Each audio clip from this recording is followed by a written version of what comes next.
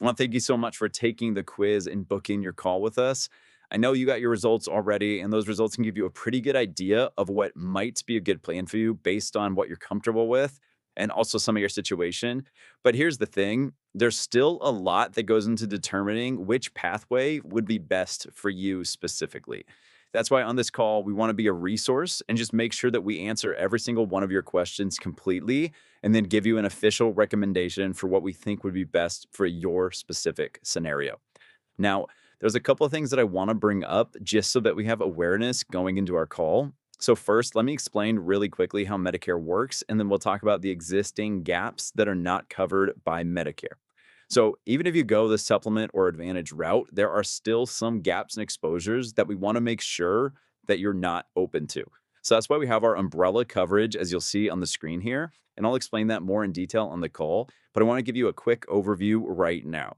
So, real quick, Medicare Part A covers your hospital stays. Every time that you're admitted to the hospital, you have a deductible of $1,736 that you have to pay out of pocket before Medicare kicks in. Medicare Part B covers your doctors, outpatient services, medical equipment. With Part B, you have an annual deductible of $283. And then after that, you're responsible for 20% coinsurance on everything. And here's the kicker, that 20% has no cap. So if you have a $100,000 medical bill that you're paying, 20,000 of that is coming out of pocket. And one thing to note is that Part B does have a premium. The government always wants to get paid. For most people in 2026, it's going to be $202.90. It can be higher than that if your income is high as well too. But for most people, it's going to be $202.90. Now, if you go the Medicare supplement route, you'll essentially be buying insurance to cover those gaps. The deductibles, the 20% coinsurance, you'll pay a monthly premium, but you get the freedom to see any doctor anywhere in the country who accepts Medicare, which is almost all of them. If you go the Medicare Advantage route, you're replacing original Medicare with a private plan that typically has lower monthly costs, but uses a network of doctors and hospitals, and you'll have copays and coinsurance when you use services. But here's where most people don't realize both of these options still leave you with major gaps. And the first big one is critical illness coverage. So if you get diagnosed with cancer, heart attack, or stroke, there are always going to be non-Medicare approved expenses that go along with those diagnoses. Plus, prescription drug coverage for any of these big three can get very, very expensive. We're talking thousands of dollars per month in some of these cases. The second gap is actually the biggest one that we see. And not a lot of people know about this. Not a lot of people are talking about this when it comes to skilled nursing or nursing home coverage with Medicare.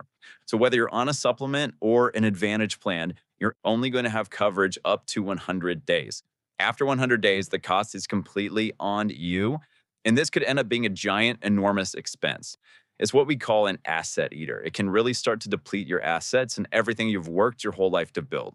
That's why we make sure that you are covered in that instance with the umbrella coverage. In the third major gap, if you go the route of Medicare Advantage, there are still a lot of exposures with out of pocket costs that can really add up. So, our umbrella coverage helps with all of that, and we can get into that on the call, and we'll walk you through exactly what those exposures are and how they're covered, just to make sure you don't have any of those gaps or get hit with any unexpected costs. So, again, we really look forward to our call. Our goal is just to be a resource for you, get all of your questions answered, and be able to give you a proper recommendation for your specific scenario. So, your geographic location, the doctors you use, your prescriptions, all of that stuff. Okay. And then the last thing that I just want to cover are three commonly asked questions that we get a lot. So I just want to go over these on this with this quick video for you, just so we can make sure that we get these answered. So, number one, is there a charge for working with you? You're going to be, booking an appointment with us. We're going to be going through your situation all that time. And there is no charge for going through us. Whether you decide to use us to sign up or if you just decide to go with somebody else, ultimately, the choice is yours. There is no charge for working with us or getting on this call or getting advice from us.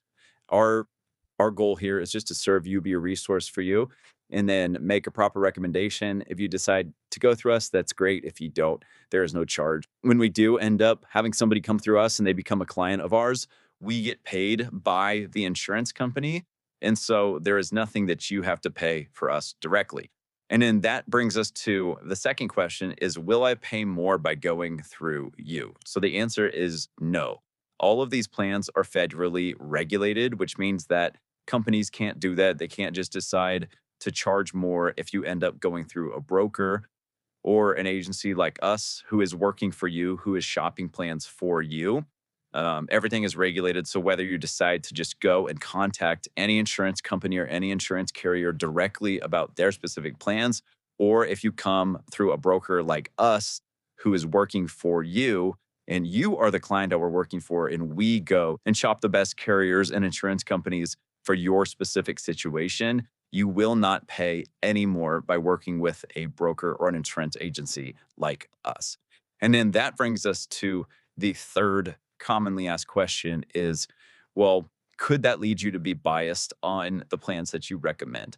So that brings us back to, what does it mean to be a broker? So there are agents that work directly for one insurance carrier and they can only sell that insurance carrier or that insurance company's products.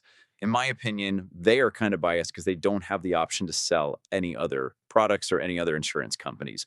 We are independent broker, we are an independent agency, which means that we work for you directly.